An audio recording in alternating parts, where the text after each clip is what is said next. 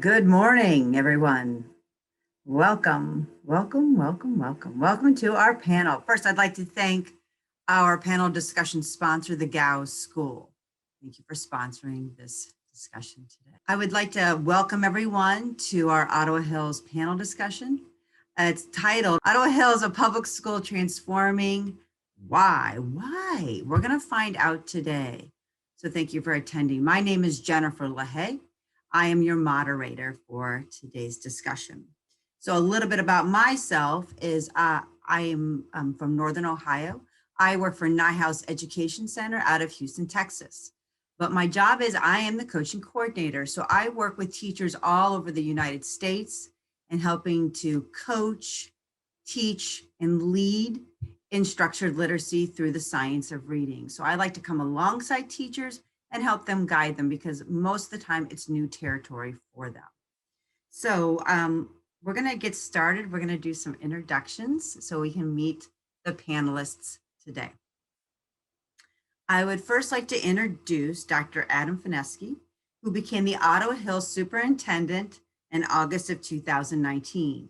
He has a doctoral degree in educational leadership from Concordia University, a master's degree in educational administration, and a bachelor's degree. Both of those were earned from the University of Toledo. Dr. Fineski's 19-year educational career began at the neighboring Sylvania City Schools. Next, I would like to introduce Jill Michelson. Jill Michelson is the Director of Student Services. Jill has earned her bachelor's degree in elementary and special education and earned her master's degree in administration and supervision from the University of Toledo. Jill has taught elementary and middle school and has served as special education coordinator in Ohio and in Florida. Next, I would like to introduce Dr. Bill Miller. Dr. Miller is the Director of Curriculum Instruction at Ottawa Hills. Dr. Miller has an undergraduate degree in English from SUNY Geneseo and his master's degree in Binghamton University and earned his PhD in Curriculum and Instruction from the University of Toledo. He has taught junior high English, reading, and study skills. He has worked in Ottawa Hills for 20 years and has been the Director of Curriculum and Instruction since July 2016. Next, I'd like for you to welcome Mr. Ben McMurray, Principal of the Ottawa Hills Junior and Senior High School. Ben has earned his undergraduate degree in education from Eastern Michigan University and his master's degree in administration and supervision from the University of Toledo. Ben resides in Ottawa Hills and has been principal of the Junior Senior High School since August of 2009. Say hello to Ms. Corey Kaczynski, principal of the elementary at the Ottawa Hills Elementary School since August of 2013. She has an undergraduate degree in specific learning disabilities and developmental handicaps. She's earned her Master's of Education degree, principal and superintendent certifications from Bowling Green University. Prior to coming to Ottawa Hills Schools, Corey was a principal and an educational supervisor for the Northwest Ohio Educational Service Center. Next, I have the pleasure of introducing Ms. Shaquan Jacque, school psychologist at Ottawa Hills. Shannon has degrees in developmental and school psychology from the University of Toledo. She has worked for the Maumee Valley and Ohio School Psychology Associations. And last but not least, of course, I would like to introduce Ms. Julie Kowalczyk, parent of 2 Ottawa Hills students and a founding member of Decoding Dyslexia Ottawa Hills. Julie has earned degrees from both the University of Wisconsin-Green Bay and Southwest Minnesota State University. Prior to having children, she worked as a children's minister and then as a secondary literature teacher in Wisconsin. Since moving to Ottawa Hills in 2010, Julie has been active in many Ottawa Hills Village events, from coaching and supporting youth sports to helping with various school events. But she remains most active with Decoding Dyslexia Ottawa Hills initiatives, advocacy, and events. This has been a very interesting topic as we have gotten to know each other a little bit. I am not from this neck of the woods where they are located in Northwest Ohio. So this has been interesting for many reasons, but specifically because Ottawa Hills, if you go to Ohio Department of Ed, you're going to go right to the top, they're going to be there. So academically, they are at top of their scoring. It's an elite public school. And Julie and I had a conversation, like that's why she moved from out of state to this area, because of the excellent education her children were going to get. So when this elite public school is going through this, working on this transforming through structured literacy and science of reading, why did that happen? If you're already at the top of the mountain, why do you need to look at other places to go? What other areas do you have to explore? And we're going to kind of go through that story today about the reason why for transforming for Ottawa Hills. And are we finished yet? Are we still working on it? If so, what are we working on? So this is pretty exciting for us. So I believe that, can you see my screen? I'm just going to ask. You can't see my screen, can you? You can. Oh, fantastic. Okay. So for those of you playing at home, what I'd like for you to do is to get out a piece of paper. Yes, I am a teacher. You're going to have a little homework during our time together. So to make this more interactive and to make you think more a little bit about who you're serving and why you're coming to this panel discussion, this is what I'd like for you to do. I'd like for you to take your paper, divide it into 2 columns. In the first column, I'd like for you to put, what can I learn from another's point of view, right? So in this column, I want you to think, as we have this discussion, if I'm a parent, what can I learn from an administrator who's sharing their point of view today? If I'm an administrator, what can I learn from this parent? And what were each other's pain points? And why did they have to go through that? And what can I learn from that? And maybe can I avoid that as well? So what can we as adults learn from our kids? All these different pieces, parts, because really a school is a community, right? And so how can we work together to make things better for our students and equip our teachers, our staff, and our administration? Now, that's not just it. So what can I learn from another person's point of view that's not my own, whether I agree or disagree, or just I'm a parent versus a school leader? The other point I want you to think about, how will this affect others? The information that you're going to glean today, the discussion, the thought points, how will this affect others? When I come away from this discussion, how will this impact the people that I know? If I'm a teacher, how will this affect my students? If I'm a mom, how will this affect my child and my friends and my community in that way as well? If I'm an administrator, how will this affect my teachers? If I'm a teacher, how's it going to affect me? How's it going to affect my colleagues? So I want you to think about all those different pieces, parts, and maybe I really want to try to bridge communication between home and school, because really when the change happens is when we work together and not against each other. But I will be honest, that ain't always easy, is it? So we're going to kind of talk about it today. So thrilled to pieces that you're here, thrilled to pieces that you guys are willing to share your story with us. So one last note, because again, I am an instructor. So if you have questions, burning questions you've got to ask today, we were thrilled to have you ask that. You can email me. Yeah. Ask Jen. We're friends now. Ask Jen at NOBIDA.org. We will not answer all questions, but we will kind of filter those through in the last part, 20, 30 minutes of our discussion today. So kind of, tag that NOBIDA, NOBIDA.org. Thank you. All right, so I'm going to stop sharing. Okay. Whew. All right, we're going to get into it. So let's get started. This is so exciting for me for a lot of reasons, because I think it's a story and process. It's a story and process. So when we get started, when we think of the word transforming, to me, ing means happening now, right? We're not done yet. It's happening now. So it indicates that change is happening currently. But in order for change to happen, we usually have to think about the why. Why did that change occur? And we're first going to start here at the beginning stages of this process. And we're going to start with Julie. And Julie Kowalczyk is the parent And she's going to talk to us a little bit about, first, she's an active member of Decoding Dyslexia Ottawa Hills. We might refer to it as DD or DDOH in Ottawa Hills. And for this case, it's not Ohio, it is Ottawa Hills. But Julie, I think we need to start maybe one step prior to the beginning, if that even makes sense. Can you just let the audience know what is decoding dyslexia? I don't know that all of our audience understands what that parent group is. Sure. So decoding dyslexia it's a grassroots group of parents that have gotten together across the country.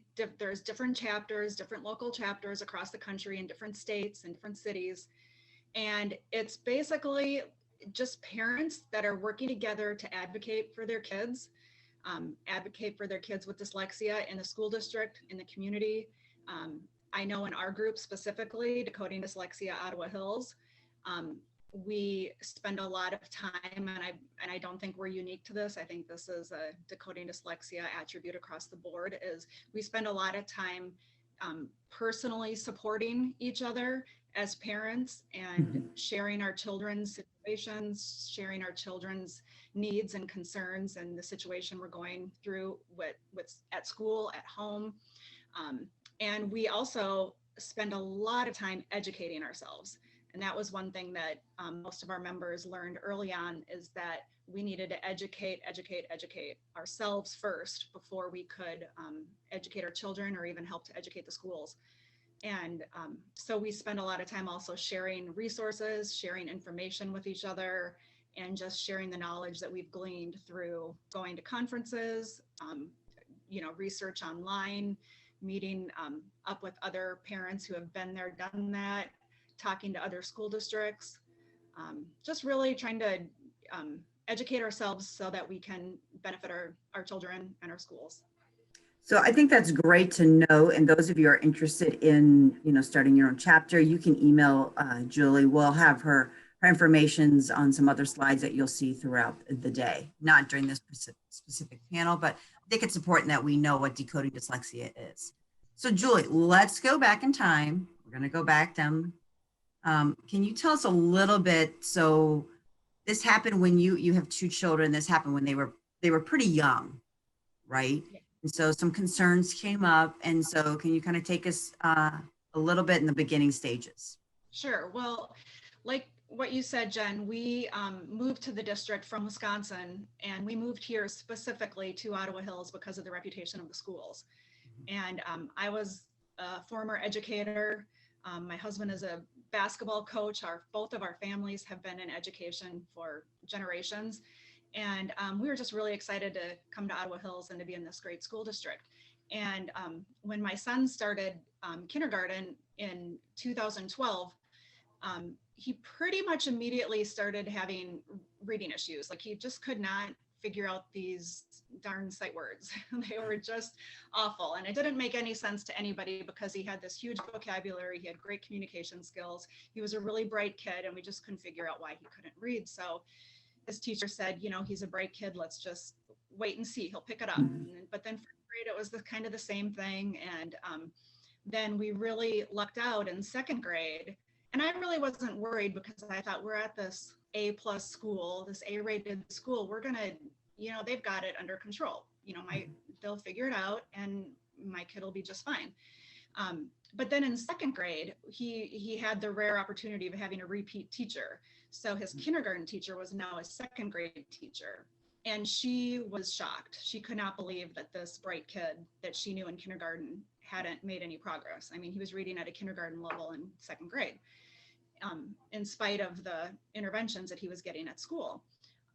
So that was kind of the, what made his teacher and me, very aware that there was something going on. And so we had him privately examined, evaluated, and he, was definitely dyslexic, had all the dyslexia hallmarks, and we got him into private tutoring right away. And he started getting Lindenwood Bell and Wilson, and just started getting some intense private tutoring. And it was also right at that time, this was October of 2014, And I discovered that there was a group of parents that had been just started getting together to talk about their concerns with their kids. And it was very similar to what had happened. You know, the stories were so similar to what was going on with my son. And we realized as we educated ourselves further that, you know, this shouldn't be happening. Our school should be teaching our kids to read. We shouldn't have to be pulling them out and getting private tutoring to teach these children how to read. We needed to find a way to get the right interventions and in our school district so our school could teach our kids how to read. And that is kind of what, you know, got us all on the same page and got us going together to work with the school. Our goal was to work with the school to help educate the school and get what our kids needed in the school district. And that was how you first met then with the administration, I believe, in 2015, right? Yes, there was, I believe there was one meeting in 2014, but there was that was right before I got into the group, and it was 2015, yes, that we had an organized meeting with the administrators. Yes. Okay, so 2015. And we had letter. Yes, in 2015, January of 2015, we had a letter that we said, you know, we need to have proper identification of these children, and we need, you know, proper evaluations and proper identification, and then the right interventions. And that was in 2015. And between 2015 and 2017, we really kind of honed in on the early identification, the early intervention, and then just the proper instruction, the research-based proper instruction.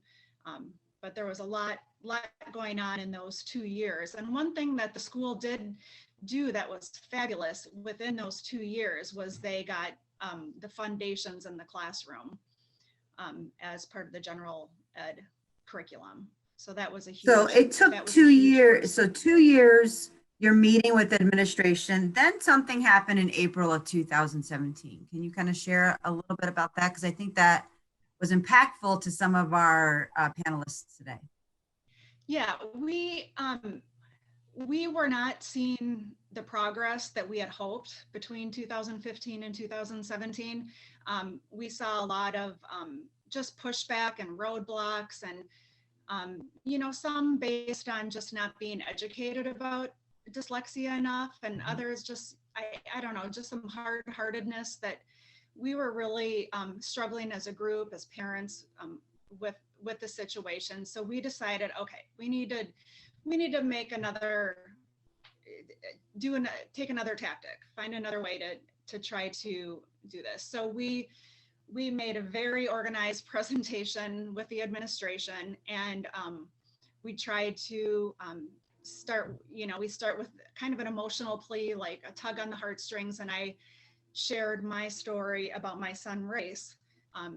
And I just kind of laid it all out there, everything that I called it Race's story. And I read what we had gone through as a family, what he had gone through, the repercussions of him not being identified earlier, the repercussions to him as a whole person, as well as his reading ability, as well as our home life, and then talked about, and also talked a little bit about the Upper Arlington School District and how similar their case was, and or how similar their situation was, and they found a way to make it better. So after kind of tugging on the heartstrings at this meeting, then we had kind of hit the administrators with some research and an example of another school district that was similar to ours that was doing much better. And we found that we just really believed that there was no reason why Ottawa Hills couldn't be the leader in literacy, why they couldn't be excellent at this. I felt, you know, we had so many of the right pieces in place, and but we just weren't, we needed to take more steps. There was no reason why we couldn't be that excellent school district when it came to serving kids with dyslexia.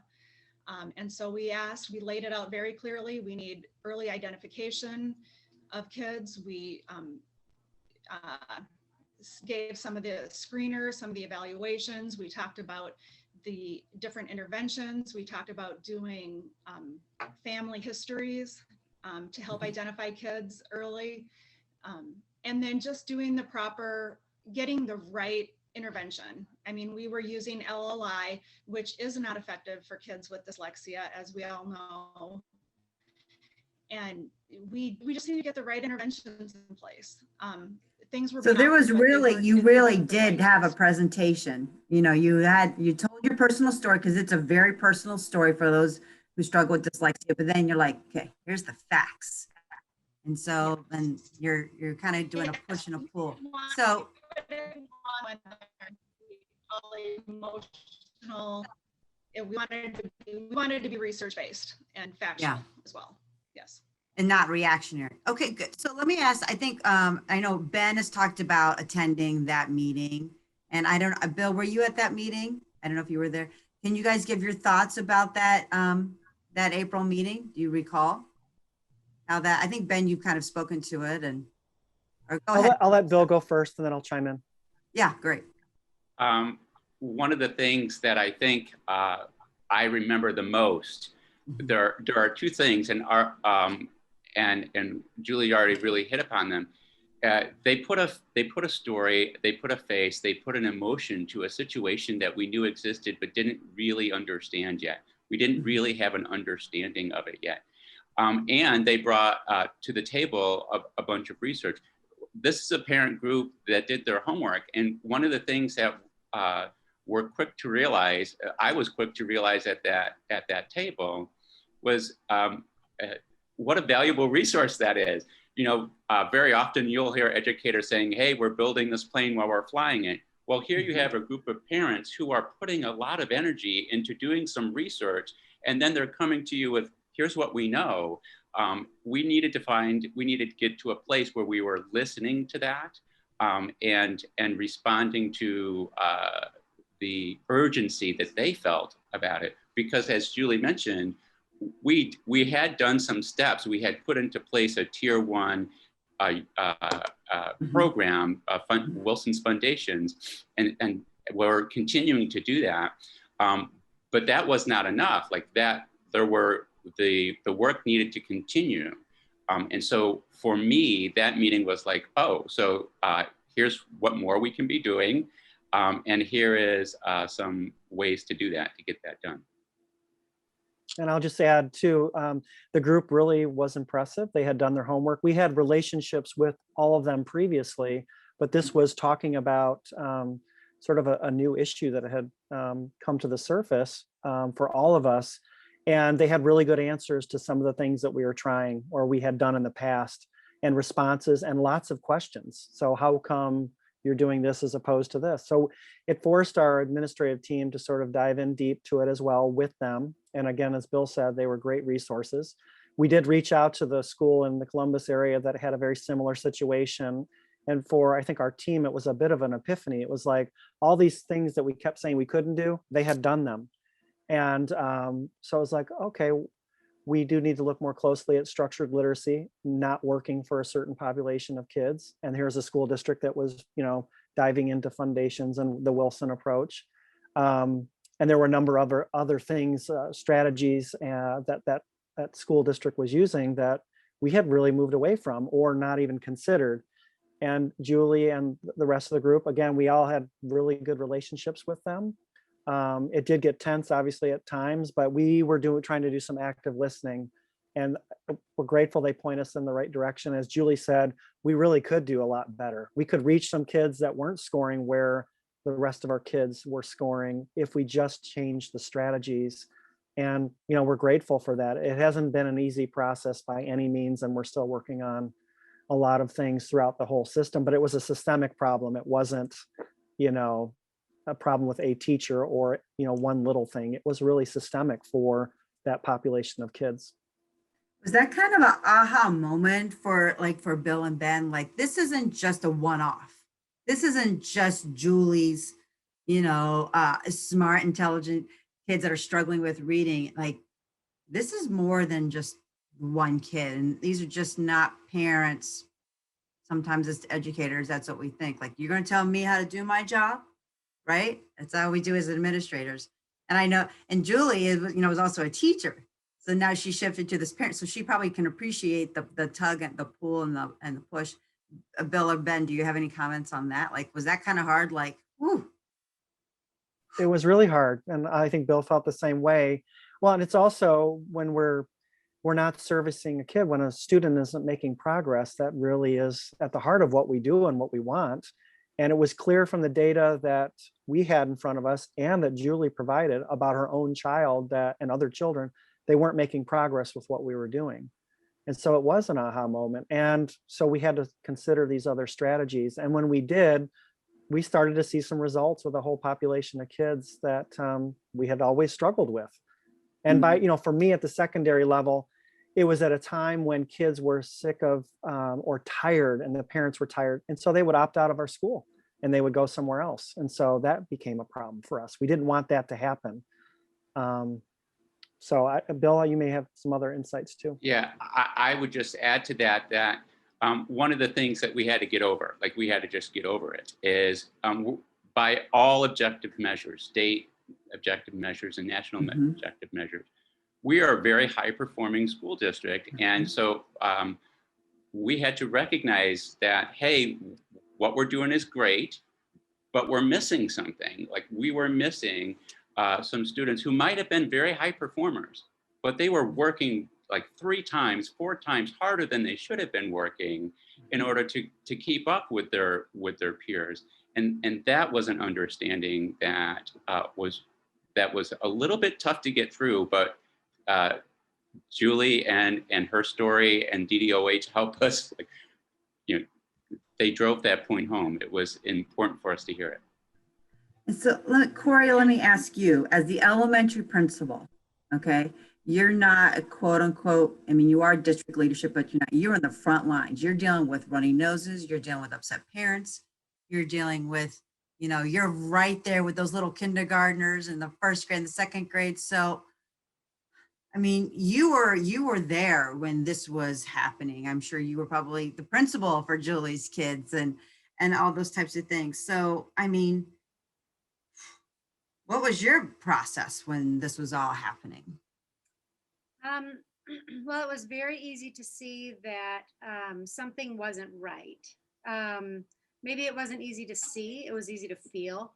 The relationships with some of our parents were becoming very tense. We were starting to get questions and requests for things that we hadn't had before, and we really didn't know how to respond. So, things as simple as, graph paper for math.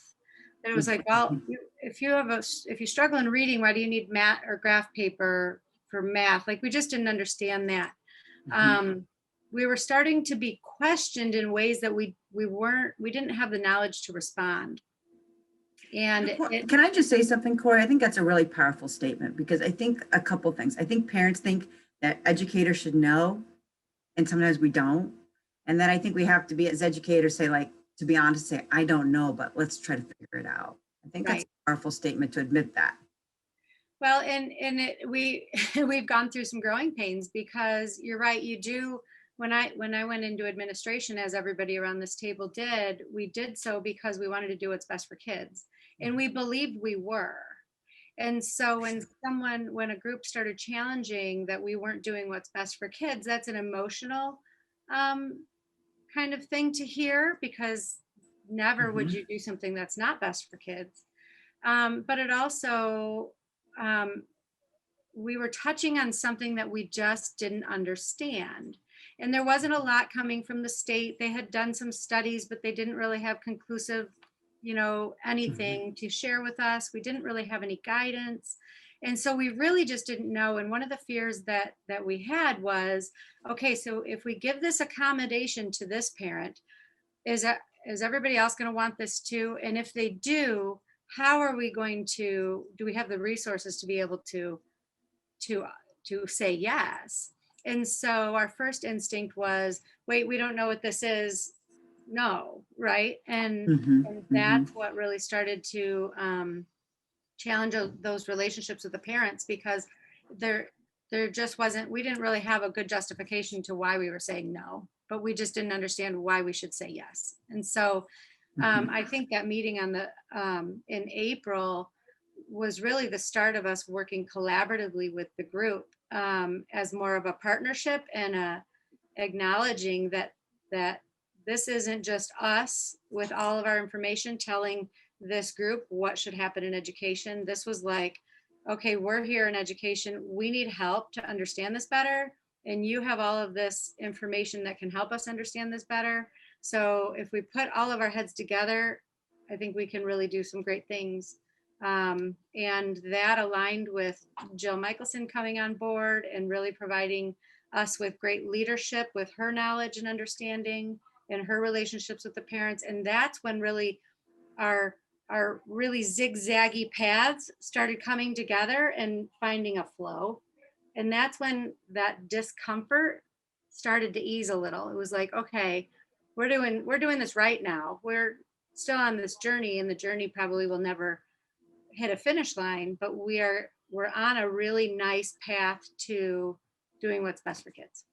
it's good. And I think you're right. I think as teachers, we get in the business to help students, not to, hinder them in their learning and their reading.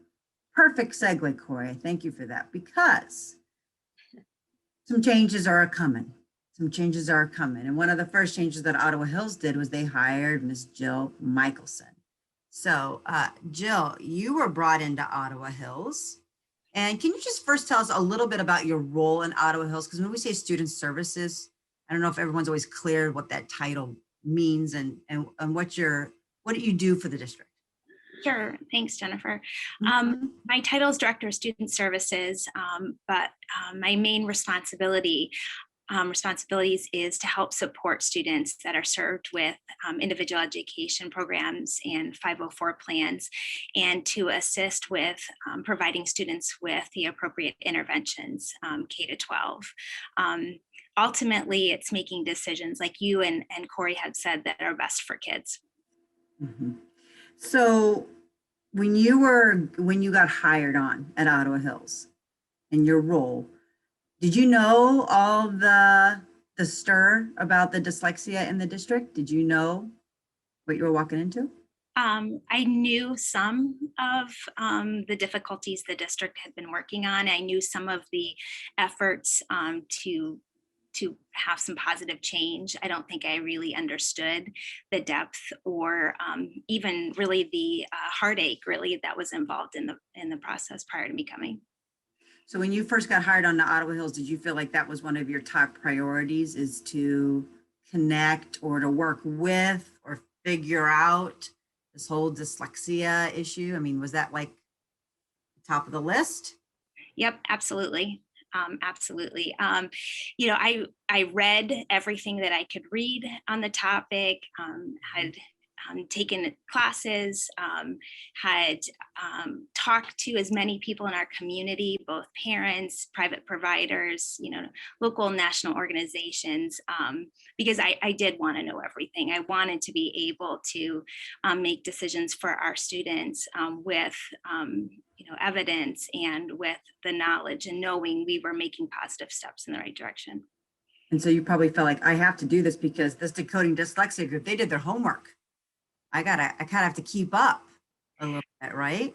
Yeah, to be honest, I never wanted to be at the table and have someone know more than I did about it. So I wanted, to have this. I wanted our team to be as knowledgeable and empowered as we could, and be collaborative with anybody at the table with us, and together with everyone knowing as much as we could and doing as much research as we could, we would know we were doing the right things.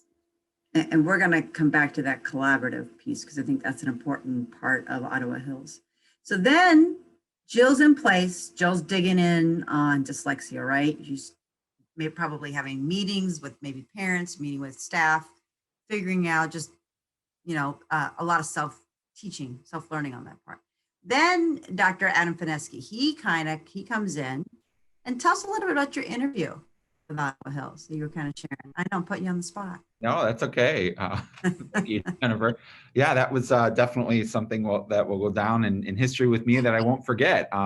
Coming to a district like Ottawa Hills with the many things that it's known for statewide and the great things that happen, it's quite a process when you're interviewing to be the superintendent and walking into a room that it was a very comprehensive experience for me and my family, but walking into a room of about 40 people sitting around a big U-shaped table, and I'm right there in the middle. Had my wife with me too, which was unique in many ways, but that was part of the deal here. And found that there were some pretty deep questions, and I could see right away by some of the questions that they were interested in knowing about me that this topic was very important here, and that it was something that obviously I would be, if I were to get the position at the time, going to be involved with right away, kind of like you said with Jill. So I had to, and I knew that a little bit. I came from the neighboring district, Sylvania, which is really right next door, 5 minutes away. And Ottawa Hills and Sylvania do a lot of things together. So I had known that there was, like you called it, maybe a stir or some things about this year.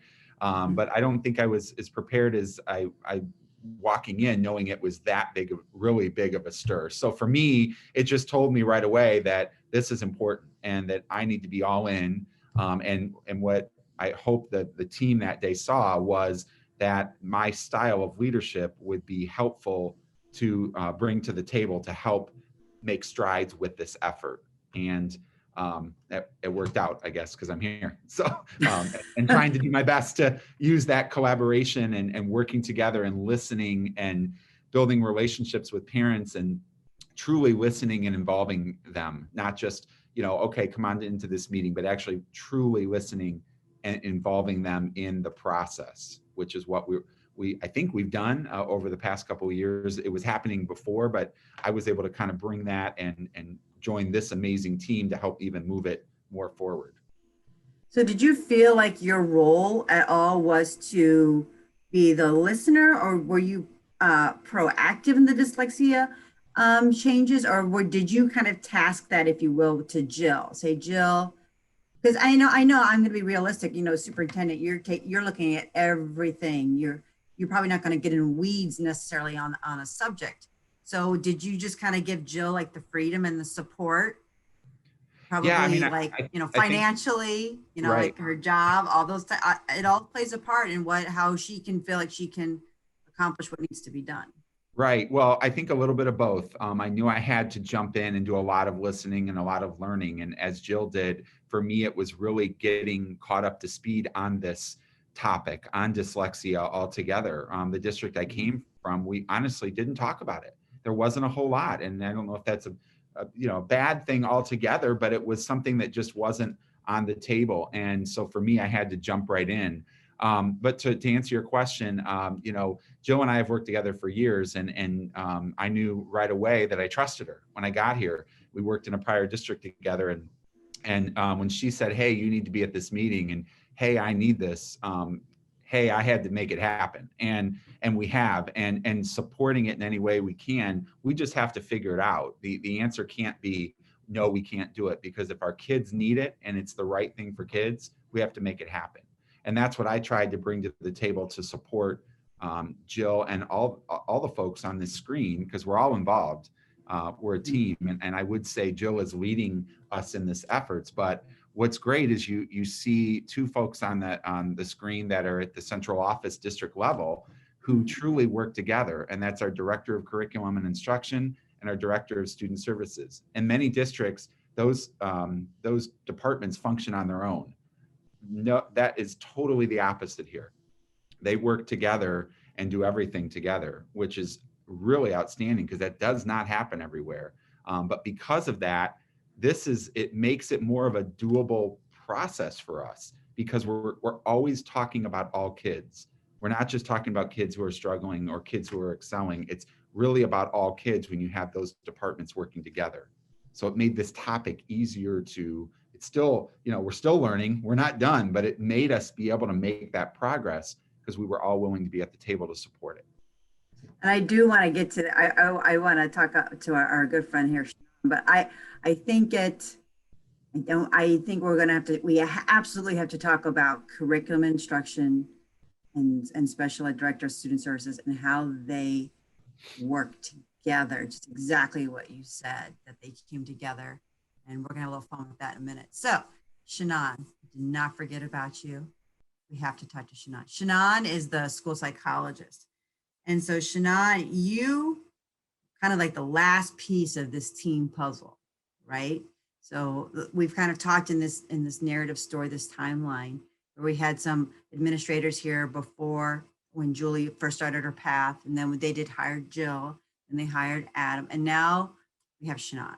And Shannon has not been with the district that long, but it has had an impactful part in the district. So Shannon, you're getting interviewed, and what's going on right there in the beginning? So did you know what kind of pickle you're getting yourself into in the beginning?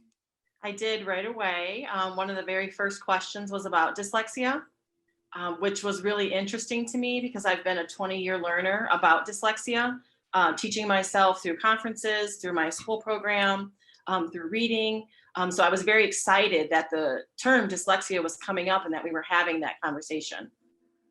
So a school psychologist is excited about talking about dyslexia. You even say the word. I like it. I like it. So let's talk about your role for a moment. What is your role as a school psychologist in Ottawa Hills? And just for the audience to know, this is a small district. So these guys work pretty closely together, right? Are you the only school psychologist on staff? Yes, I am the only one. Yeah. So she's kind of working, she's not gonna have like a teammate to kind of work with, I per se, like another school psychologist is what I mean. But tell me your role with dyslexia as the school psychologist. My role primarily deals with the assessment and identification of dyslexia. Okay, wait. You said a big word there. I did. You just kept rolling with it, but I got to stop you. You said identification of dyslexia. Can we just take a minute? And can you just talk about that, Shannon? Yes, we take a team approach to the identification of dyslexia. We do very thorough evaluations that examine phonemic awareness, word reading fluency, decoding fluency, reading comprehension, spelling, writing, vocabulary, listening comprehension, oral expression. So we have lots of pieces of data that we look at. And as a team, we look at that. We look at the dyslexia definition and the profile, and we say, does that student fit that profile? Is this a student with dyslexia? And we will say that in our evaluations. We will say that to parents. We will say, yes, your child has dyslexia based on all the information that we've collected. And like I said, it is definitely a team effort. It's not just me. Our speech therapist is very involved as well. Jill is very involved, our intervention specialist, our teachers, everyone's involved. So when you say team, is it just strictly school staff or do you include parents? Parents are definitely involved as well. And what are the parents' role in that? A lot of times it's the parents telling their story. Like we're hearing, that they've either received private tutoring or they tell us how long homework's taking.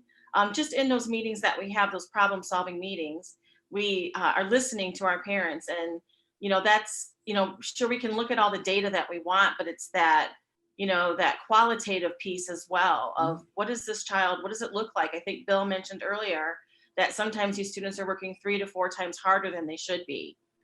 So we get that piece of information from our parents.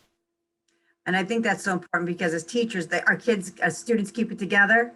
And then when they walk through the door at home, they melt, they just fall apart. And then they got to re-up again. And then they got to grind it out. And they're either doing tutoring or they're doing their homework, like you said, like you guys had mentioned, for 2 or 3 hours. So you're looking really at, Shannon, what I'm hearing is like the whole child. So can you just mention again who's on the team when you say it's a team effort? I think it's worth it.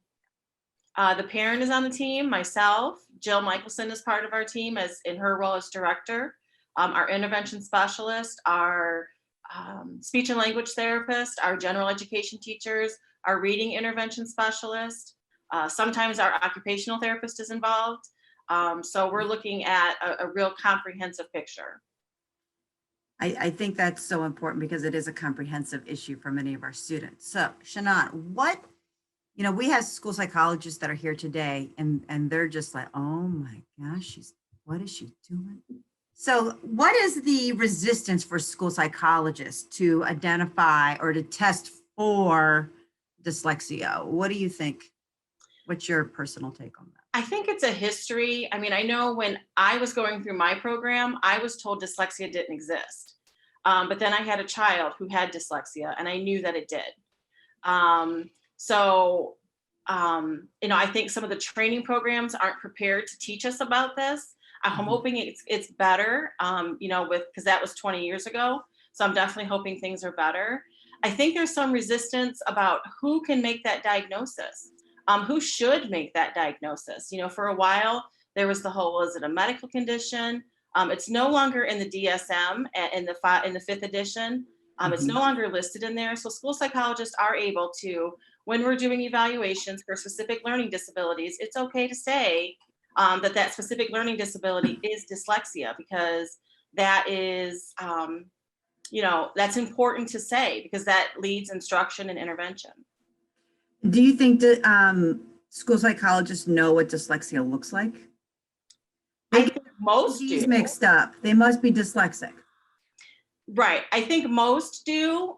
It took a lot of, like I said, it wasn't in my training program, it wasn't emphasized. So it took a lot of self-learning, attending conferences and reading. So school psychologists know what it looks like. I just think there's some apprehension there on the identification of it. Yeah. And when I say B's and D's, I don't think school psychs think that. I think that the general public thinks that. Right. I'll just have a much deeper.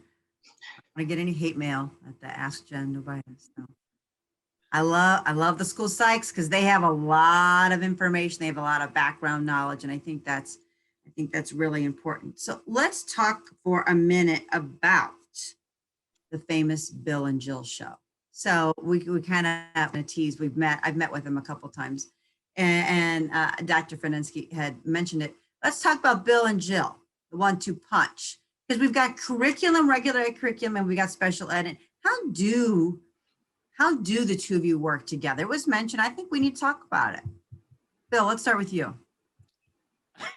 I was going to defer to Jill. So one of the things I will emphasize is that our offices are geographically very close to each other. So, and I know teachers in the audience will appreciate that. There's so much that happens incidentally as you're passing each other in the hallway that is very important. So that certainly helps. But I sort of joke that in our relationship, Jill is the go and I am the woe. So Jill is, I can't speak enough about how much I enjoy collaborating with her. Like comes to me with, this is what we need. And I just need to trust, yep, okay, how are we gonna do that? Like, how can we make that happen? So that's the woe part. Like I sort of joke about that. But we literally made a Bill and Jill show. It's like we make these little videos and we send them out to the teachers on various issues. The important part of that is that it's important for our teachers to know and to see that we are working together on a lot of different things, this issue included. Jennifer, to answer your question, the message I think that is really important that I want to share is as we move forward in our journey with educating dyslexic learners, it's not about one department in our school district. It's not even about two departments. I mean, you see a screen of people that are highly committed to making change and doing what's best for kids. And it can't be looking at just one population of kids. It has to be looking at all tier 1 instruction first, and then looking at our more intense tier 2 and tier 3. But it's, again, everybody needs to be on board. And even board members have to understand the importance of change and why we're making change, and everybody leading the district being on board with those goals. So did you feel like you had to kind of create, you had to work, maybe specifically the two of you, like this culture shift? Maybe it wasn't a shift, the shift of this is going to be different. We're going to get everybody on board because you are a small district. And I do think it's you're a little bit more mobile and agile probably with some changes, but I also think everybody knows everything. You go to the grocery store and you're going to see them, right? And like, do you want to see them? You're going to dodge, that type of thing. You're in a small community. So that's empowering, but it's also can be like the accountability factor is there because they're your friends and your neighbors. You might live in the district. So how did you feel about the culture and creating that culture for your staff, top to bottom? And you even mentioned board members, to take this on. Everybody in the district. I mean, I compliment our teachers for really taking ownership of the kids, and they were a huge part. Absolutely, the people you see here made tremendous amount of change with mindset, and the parents helped so much with that process as well. Mindset shifts, absolutely, Jennifer, and we're still shifting. We're in a process. We might just be a little bit farther along because we've learned from mistakes, but we're in the process like any other district. And as you know, it takes time. Not quite as quick as I would like, but having everybody, having a willingness and knowing there's a need is essential. I would add to that, Jennifer, that if folks are looking for action steps, one of the things that we did was we worked with some of our local parents who happen to be experts in dyslexia, and provided for every teacher and paraprofessional in the district dyslexia simulation. One of the things that we thought was a very important part of this journey is people had to understand and build an empathy for what it is like to be dyslexic. And so there was a lot of good that came out of doing that, and it opened an opportunity for us to go in with some more targeted professional development. So you kind of had this experience together of like this heart experience, right? The heart of what the real struggle is. I've been part of those. We usually have people in tears because you feel as a parent, oh, I've been so hard on my kid, or you feel that way as a teacher, I've been so hard on that kid. The struggle is real. And so that's kind of what I'm hearing from you, Bill. Like, okay, now we have this pain point. Now, how can we? Then Jill's like, I'm the go. We're going to make this happen. I'm going to get some things figured out, right? So she's moving from heart to head and how to implement. So Corey and Ben, how did that work with, like I've said, you're on the front lines. How did that work with your teachers? You're the ones having those face-to-face conversations, I'm sure, more than anybody. Corey, let's start with you.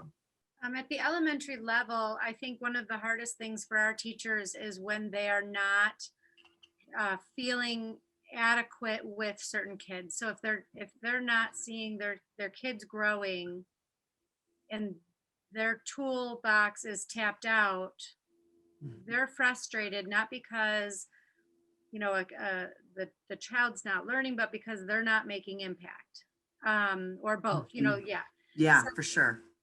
They start to really feel they start to question their value, and so by Bill and Jill, those two working together to the level that they do has created a culture of all kids are our kids. And that's huge in our district, because it's not about my kid and the intervention specialist kid.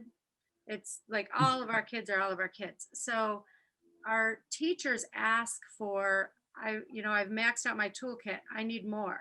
And so the professional development that's brought to them has been, Bill organizes it, Jill brings like, we need this, and together they kind of mesh their heads together and figure out how to make whatever happen or whatever is needed come to the access of our teachers. And so by the time, the dyslexia simulation and the teachers realizing that they're missing something with some of our kids, the teachers were really thirsty for it. So That's a really wonderful thing, because when our teachers started to see, when we brought foundations to our kids, Mhm. and the teachers started to see that some of these kids that they were struggling with were getting it, that first year was tough, because it's a scripted program. Mhm. It's very fast, it's very structured, and it was very different from what we had done before. But then they started to see impact, and that they were hitting the mark, and when they were identifying kids who still weren't growing or to the level that they expected, they could very explicitly describe what the problem was.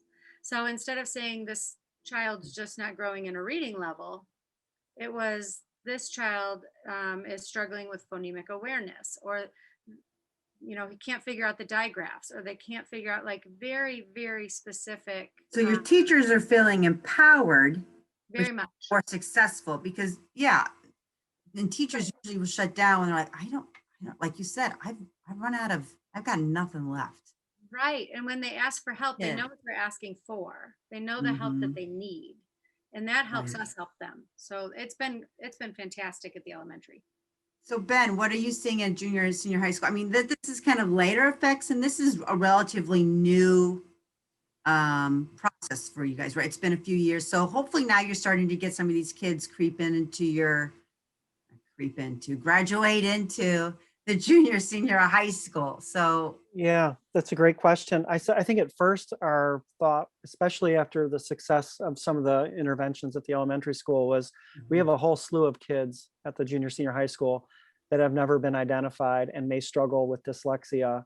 And so what does that look like for them? I think we assume at the secondary level that the mechanics of reading are taken care of at the early grades.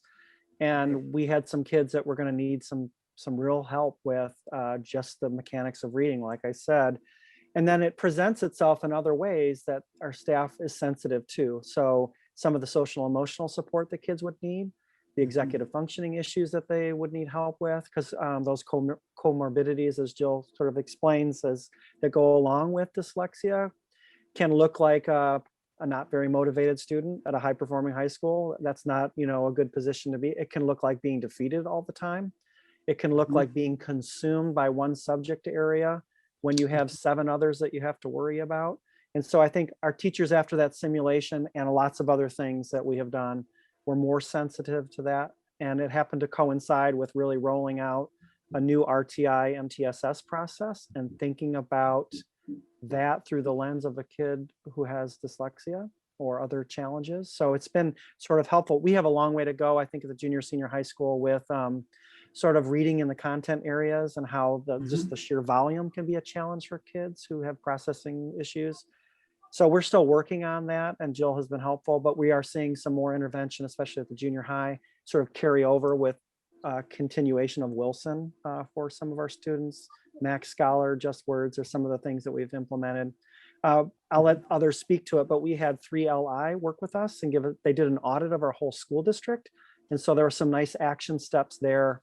And Jill can speak to that, or Bill, more closely. But that was something that the DDOH group brought to us and said, here are the experts in the area. Why aren't you using them? And it was like, why aren't we using them? So let's bring them on board. So decoding I was going to bring up that audit. I'm so glad that you beat me to it. So decoding dyslexia is the one that brought the audit idea to the district? Collaborating with 3LI. And it's really Jill talked about, we have done other kinds of audits, a gifted education audit. So they had not done one of a school district before. And Jill can talk about the partnership she formed with them to do their first ever audit of a school. Okay, so just before we get into the audit, I want to get there in just a second, but before, when we're going through all these changes, Julie, is this impacting your house? When they're starting implementing? Is this impacting your house, Julie? Yeah. Yes, all those changes impacted my household immensely. But I also wanted to just take a step back and not rush into how impactful it was, because I don't want to minimize what took place between 2014 and 2019. And those were tough years, and those were tough times advocating for our kids. And I mean, it was 2014 when we first brought the 3LI doctors to the school's attention in 2014 and shared information with the school and talked about identification of not just, I mean, it wasn't even specifically dyslexia, just identifying kids with that needed extra help. And there was so much pushback in those 5 years. And I just want to make sure we don't minimize that and rush to the changes. And I'm the first one to celebrate all the changes that have been made and to appreciate those because I feel it in my house daily. But it wasn't overnight. It wasn't even a year in the making. It wasn't like 9 months for a baby to be born. It was a long process. And anyway, I just didn't want that minimized in any way as we celebrate what is happening. I think that's an important part because there's a lot of parents that they give up, right? Because it's just easier to move out of the district. It's easier to pay for private tutoring. And so we had kind of talked about it, you kind of put your foot down essentially. And Well, and I think that's stick this why through. Also, I think that was one of the reasons why our school district also continued to look so good on paper is because there were so many parents spending thousands of dollars in private tutoring to fill that gap. And then also there were a lot of families, unfortunately, that just pulled their kids from the district and thought I'd rather find someplace else, I'd rather put my dollars toward tuition than toward tutoring, and let's find another school that'll get, and so the kids that were struggling, we weren't always necessarily seeing that in test scores as much as we would have had parents not filled the gap. We always have to know too that there's always a group of kids out there that are struggling that parents will never say anything.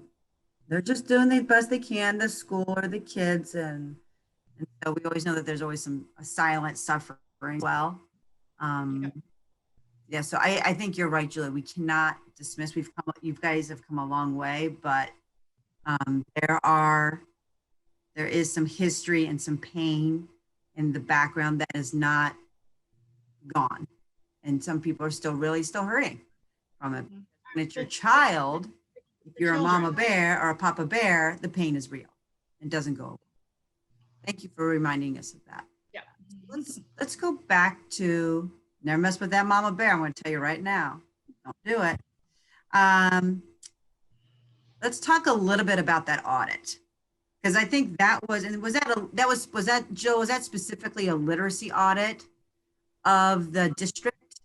Correct. Yeah, we were looking to see, what we were hopefully doing some things right, but ultimately we were looking to find out what we were doing incorrect. Like, how could we improve our programming? How could we make this supports be gold standard? We put ourselves out there. Tell us what was wrong. That's hard. So in some ways, though, I mean, that had to make DDOH happy. That had to make the parent group happy. Like, you're having a third party coming in.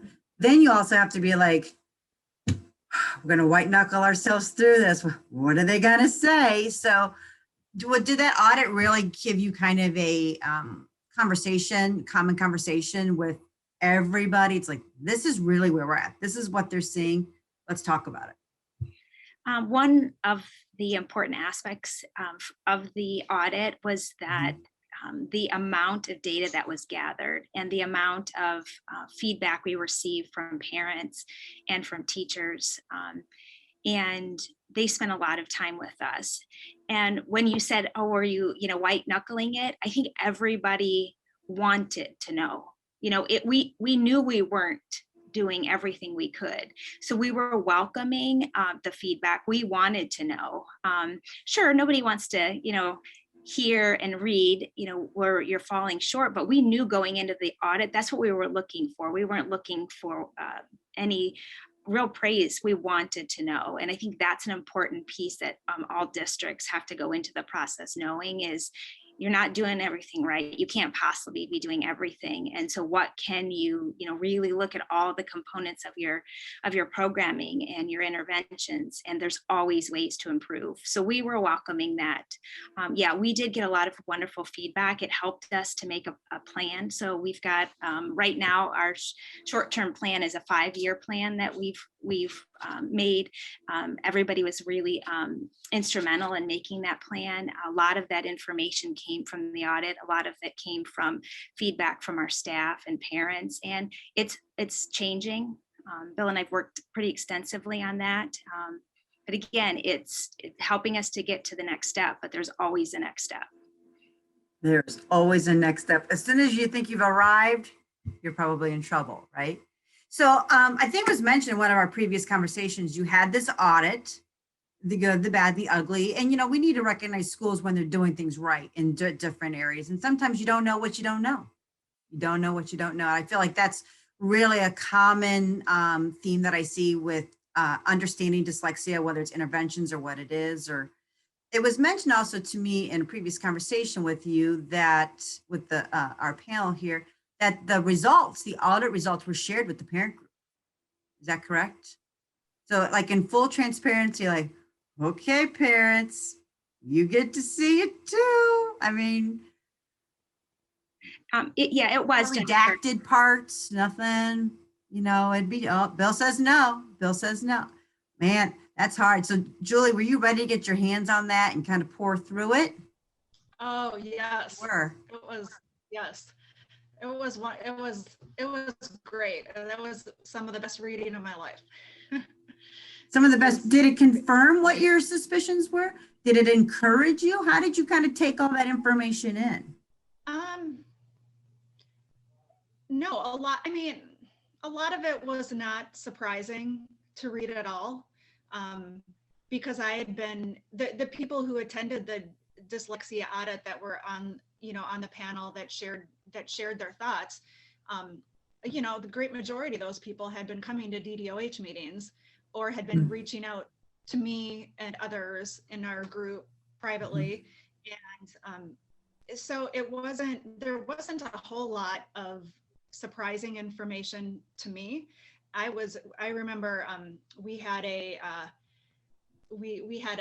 dyslexia audit review board meeting at DDOH, and we had just the people that were really interested in digging through this and following up with Jill and Bill and everybody about their next steps. And I think there were 5 of us sitting around the table and just digesting it like it was, a Thanksgiving meal. We were just so excited to learn everything we could about it and then to hear what their follow-up plan was.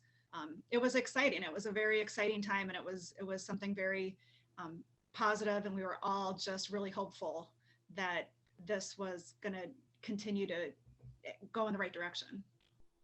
It's good. Does anyone else have any thoughts about that audit or that process? I mean, Bill, you probably have a different viewpoint because you're looking at it from typical students. Everyone's got their role and their lens. So how did you feel about the whole audit? I agree with what Julie just said. There were some things in there that we knew we were going to read because DDOH had been saying it to us. But there are some things in there that there were some positives. Oh well, at least we got that going for us. And one of the things that I think is important to note is that actually I think it was at your house, Julie, that the admin team and DDOH came together. We shared, hey, this is what we're seeing from this audit report. And they shared with us, this is what we're seeing from the audit report. And it's from that meeting that Jill and I sat down at the table and said, okay, we've got work to do. How are we going to get this done in a realistic way? Again, that goes back to the go and woe of our relationship. Just like we need to do all of this, and then we need to sort of map it out because we were not going to be able to accomplish all of those changes in a single summer, right? And when was the audit done? Just so we're clear. Do you remember what year that was finished? I'm going to go to Julie. She seems to have all their times. You know when that audit was done, or maybe Jill might? It was the school year of 1920 school, or 2019, 2020 school year. Oh, it's very recent. It's very recent. Okay. So let me ask you this, and this might go like more to like Adam or to, so DDOH says, you know, we need these changes, we need these changes. I mean, I don't want to give the impression that Ottawa Hills is like, whatever DDOH says, they did their research. We're gonna, I mean, there had to be some pushback on some of these things the parents wanted. Yeah, I mean, Anybody want to talk to that? Well, sure. And, you know, I got to give credit to this group, though. You know, all kidding aside with what you said, I mean, this is a well-informed, smart, and just well-researched group. I mean, this is taken very seriously. It's not just people who are, you know, complaining or mad at a teacher or whatever. I've attended the DDOH meetings. I remember going to my first one and just being like, whoa, you know, and then learning more about it. And Julie's invited me back and at her home or other places. And I've learned that this is a group we need to listen to. They do know what they're talking about. And they're saying a lot of things that we need to do. But at the same time, all the stuff coming out of the audit comes with price tags. It's expensive. It's not, you know, and then being a small school district, and being a school district of our socioeconomic status, we don't receive a lot of the funding that other districts get from the federal dollars and things like that. So we have to be real creative with how we were going to get these things done and be able to actually afford that. So the biggest piece was, and what I'm so proud of, is that Jill and Bill worked together to put together kind of a 5-year plan. Okay, how can we, let's get this done and budget for this year. That's the most important. Then this, then this. And for me, as you know, a superintendent, when I go to the board and ask for funding and to work with our treasurer, I can say, hey, let's really budget this out to get it done. And that's much more doable than saying we need all this in one summer. I mean, it wasn't possible. And it seemed like in working with the parents and explaining that and helping involve them with really what that priority or the priority item should be, it felt good, like we were making a difference. And that's, in the end, that's all of us want for our kids. So it worked. Does anybody else have anything to add on that? Jill, go ahead. Yeah, Jennifer, you made a good point, that I don't think parents and public institutions always agree. And the point, though, is you want to be at have an opportunity to collaborate. And I think that's one thing that we have been able to accomplish, you know, since that audit in 18 is building collaboration. And so when a disagreement happens, the opportunity to sit down and talk about that with, we're thankful to have parents that do collaborate and sit and discuss. And it's, you know, you want to make sure it's not an adversarial situation. You know, I'm thankful to have, you know, Julie will call me and say, hey, you know, I want to talk through something, or, you know, she'll send an article. Hey, I just read this. I thought you might like it. Or, you know, I would call her and say, I've got a family I think that you could really help support. To me, getting to that point was instrumental, and having our school district continue collaboration with families. Because like I said, you're not always going to agree. There's going to be times, and will continue to be times, but we have to make sure that we're, you know, putting kids first and willing to listen and work together.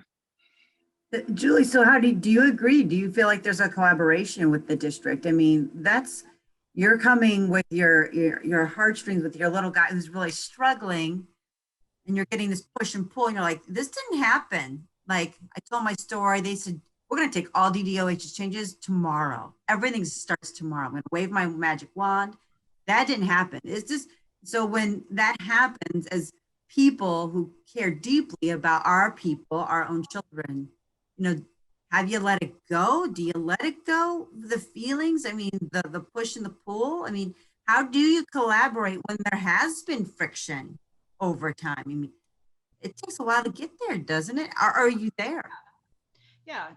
No, it's, I mean, I can't forget everything we've been through in the past. It's something that has happened, and it unfortunately put a lot of distrust in with our school district, and between parents and administrators, there was a lot of distrust. And when there were changes in the administration, and you know, a new director of student services, a new psychologist, a new superintendent, we all wanted to jump in and be hopeful that things were really going to change, but we couldn't let you just can't forget. And there's always that little, oh, I don't know if we can trust these people.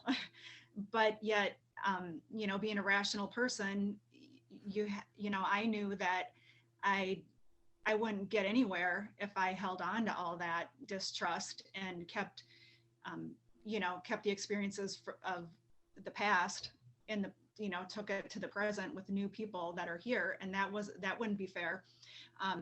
But we just, we had to move forward, but we kept moving forward in the same manner as we were doing it before.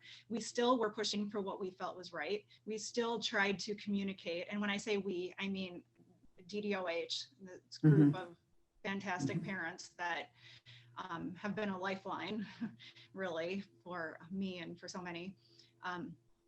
We just continued to try to be professional when we approached the school, and to continue to educate ourselves and to continue to, be led by science, the science of reading, and continue to advocate for our kids. And slowly, I think we, started to trust again, and the transparency that this new administration has. I mean, they're transparent about their steps along the way. So we do feel like just the transparency helps with the collaboration. Every time I think that we're collaborating pretty well, DDOH and the school district in the back and forth. And so, but like Jill said, there's not everybody's going to agree all the time. Nobody agrees all the time in your own household. So there will be disagreements about things, but I think if the lines of communication continue to be open and you don't have the hard-heartedness and you don't, and you're honest with each other, I think that really lends itself to a collaborative situation. I think it's all about, it's all about for the benefit of the children. Exactly right, Julie. And I think it's like, you said you're a rational person. It's hard though when it's your child. It's personal. But I think, and you tell me if I'm right or wrong, them giving the results of that audit, Ottawa Hills sharing the audit results to you, and you guys got to pour over it. I feel like that was, I'm guessing, was quite the olive branch of, we are really trying to make a sincere change. Was it happening prior to that? Yeah, it was definitely a bridge building moment. I think you had used that term, Jen, at one of our planning meetings, but it definitely was, that helped build a bridge for sure. So we had talked about, and Adam, you had brought about, Ottawa Hills is this elite school, but they don't have some of the extra funds that maybe some other schools do have, but they might have more diverse needs. So what would your recommendation be, or what would your advice be if you're from a very diverse socioeconomic school? You might be an urban school, you might be a rural school district. What are your thoughts about how they can implement? They're not going to have, like, I think, what is your population is 65% gifted, right? Population. I mean, you guys are unicorns. Take that in the best way possible. So, how does that work for other districts that have more diverse needs? How do they implement structured literacy? How do they make the change? That's a big ask. Well, yeah, first of all, I think you have to own that you need it, and you have to work together as a team to figure out the ways to make it happen. And it takes listening, it takes patience, but it also takes persistence. And in more urban school districts or even larger school districts, there are funds put aside for things like this that come in. In Ohio right now, there's a lot of things happening with dyslexia. Anybody from Ohio that's watching, which is probably many, know that. So, I pay attention, but I think, when you come from a more diverse, especially socioeconomic district, there's funding there within the CCIP or, other federal grants that come in just based on the diversity of the population that can really tend to be used for things like this. And you just have to look at them differently and be creative with the funds. And if you don't have the funds, then you got to look at what the funds are, what funds you do have, and figure it out. For us, we didn't have those funds, but that wasn't the answer to just say there's no money. We had to sit down and figure out where we could find it and where we could use it. We have a lot of resources within our community. We have an amazing foundation in our district, and there's ways to get it done. It just can't be there's no money. You have to figure it out. Oh, someone better write that one down. Bill, would you like to comment? Yeah, I would. I think that it's important for school districts to know that investing in something like Foundation's multi-sensory literacy program is not an investment in we have to address dyslexia. That is an investment in really good teaching.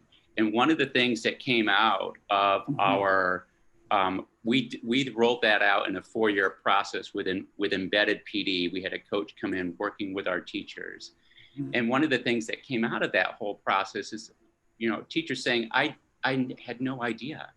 I didn't know. They didn't teach me this when I was becoming a teacher. And now that I know, I feel bad that I haven't done this sooner, or I wasn't teaching it this way. And then we had other teachers who's like, I want to know more. And I will say that if a teacher comes to us and says, I want to be even more highly trained in this area, our commitment is to say yes, like, okay, let's make that happen. Because having that knowledge base on your staff is only going to result in good things for those kids. I love what you said, that the structured literacy, it benefits all. It benefits all kids. You're gifted, you're struggling, but our students with dyslexia, it's a have to, but it benefits everybody. So Ben, is there any intervention that they're looking at for our junior, senior high school students? You know, my expertise was junior and senior high school, like middle school, high school kids. And I had a lot of kids who were in high school, but they read at a first grade level. So you're exactly right. How can they access the content? Do we have interventions happening in the middle school and high school level? I mean, we want that tier 1 instruction for sure for our primary and our elementary, but have we put things into place yet at Ottawa Hills to help our? I would say putting things into place as we speak. We're you know, we have a lot of work to do there. We have continued with some of the Wilson. So Jill's been instrumental in actually having some of the elementary school teachers over at the junior, senior high school.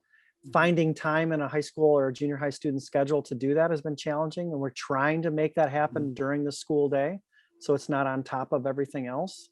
That's one thing. We are reinventing a reading enrichment course.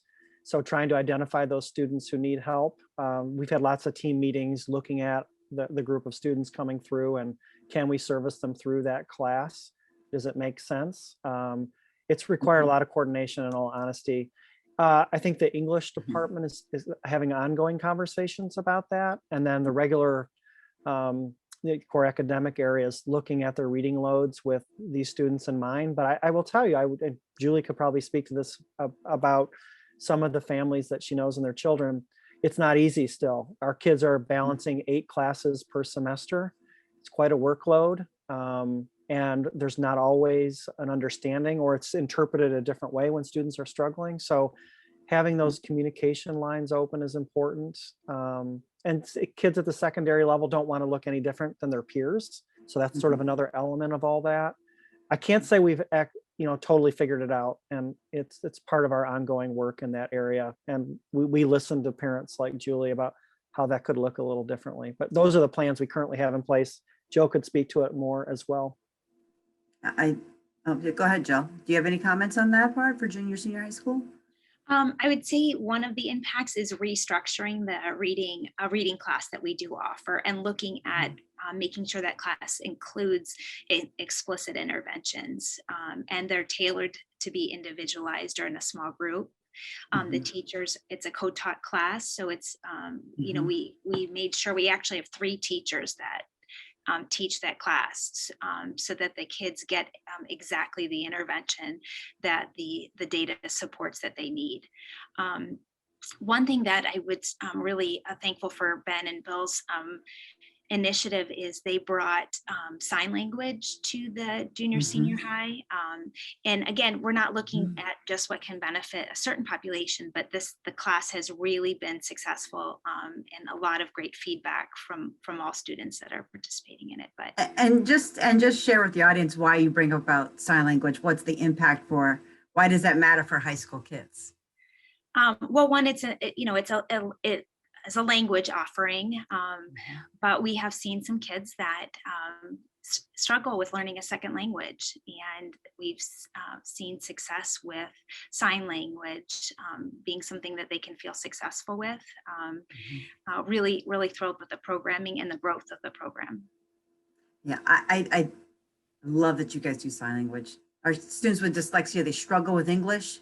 Now you're going to throw French at them, or German, or Spanish.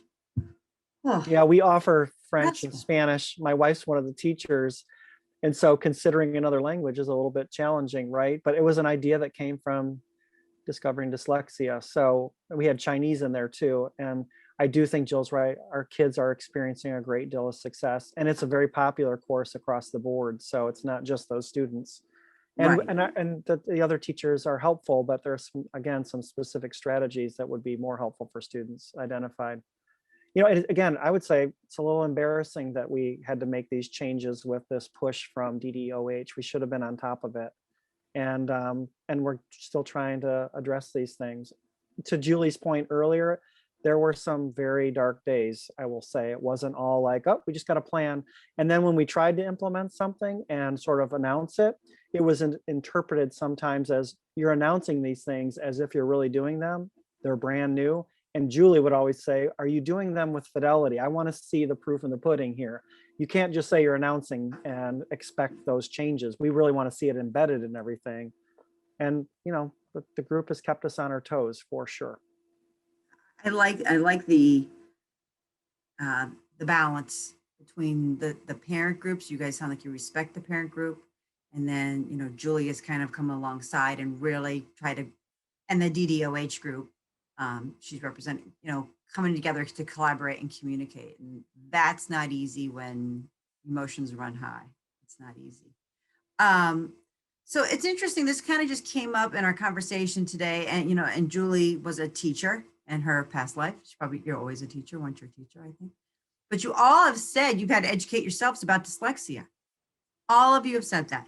Bill has said, you know, our teachers want to know more. They don't know this stuff. Corey has said that about her teachers. Ben's like, I didn't know. Jill had to teach herself. Adam's like, we didn't even talk about it next door. You know, I'm learning this as I go.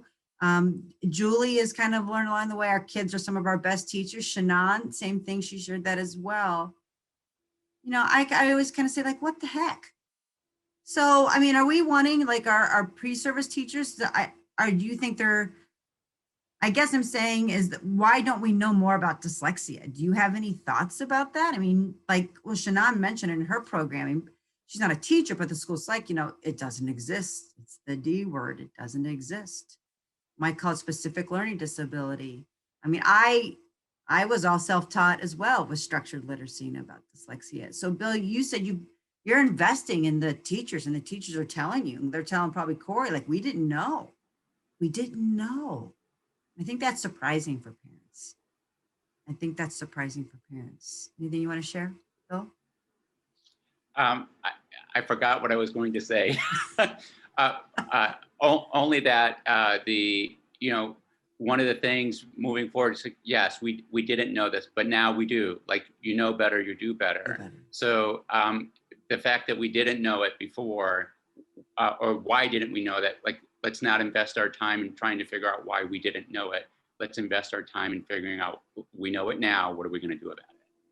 And I think you're talking to now that you're putting money in, Bill, like in for professional development or I don't know if certification, but for your teachers who want more, you're giving them more.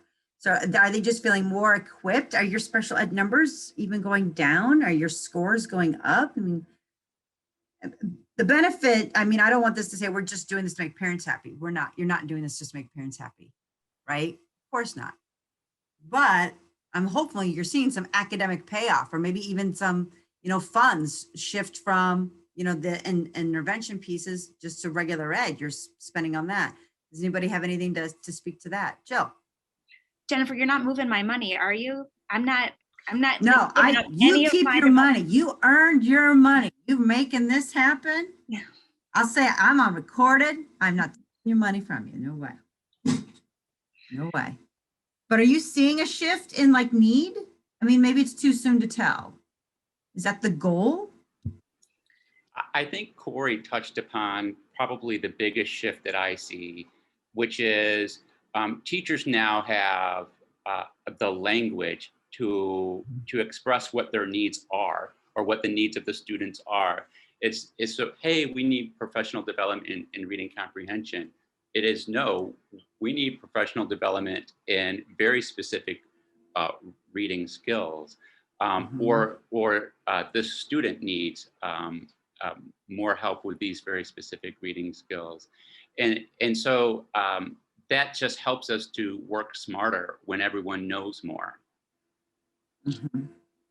Good. Anybody else have anything to, oh, Corey, what, did you have something to add? Go ahead. Yeah, I think our interventions look different than what they used to, than what we used to do. So both in the classroom and outside of the classroom. So Jill had mentioned that, I think it was Jill, or maybe Shannon, that we were using an LLI approach for the majority of our kids, and then a Wilson based intervention program for kids who showed lack of growth over a fairly long period of time. Which was something that really didn't make sense, but it made sense to us at the time. And so now we are jumping to Wilson quicker. And we have the data that we have to support that is different because we're using different screeners and different assessments that are identifying more specific needs. So when it comes to the question of, are we watching our numbers go down with regards to need and things like that, I don't know that we can really give a good answer because we're screening differently. And so we're catching different kids than we caught before for different things. And then we're providing intervention for students who may never have hit our radar before. And so I think that further down the road, what I'm hoping to see is at the elementary, probably not a lot of change, but I'm hoping that Ben sees a lot of change so that we are really intervening with these kids early for things we never knew or never would have known were concerns. So they never do come to fruition at the junior senior high. There's this, you know, the grade, that 3rd to 4th grade, you know, that 4th grade plateau. That's where, you know, we're not teaching our kids how to decode words to the same extent. Now we're using reading to teach. And that's where some of our kids in the past have hit that kind of slump. You know, they're hitting new words that they're not familiar with. And that's where we were starting to see kids who couldn't decode those words. You know, they didn't memorize them, but, you know, they don't know those words. And that's where that plateau started to hit. So I'm hoping that as more and more kids go through the full program in this really intentional intervention process, that we'll have less and less kids hitting that 4th grade plateau and more kids who are successful at the junior senior high. So I'm going to start taking some questions because it's getting interesting. So, and this might be a question for Shannon, or it could be for anybody actually. What screeners, are you using screeners for the kindergartners coming in? Are you looking for anything? Is there screeners that you use that you feel like that's unique to the district? That I think Corey had mentioned, like we're looking at it differently. We're testing for different things. We know what we're looking at. Can anyone speak to that? It's open to anyone. Shannon, did you want to? I saw your microphone go off. If not, I can. Oh yeah, go ahead, Shannon. We haven't heard from you. So I think, Jill, you probably know more about the screeners, the development and the choice that we made for those screeners.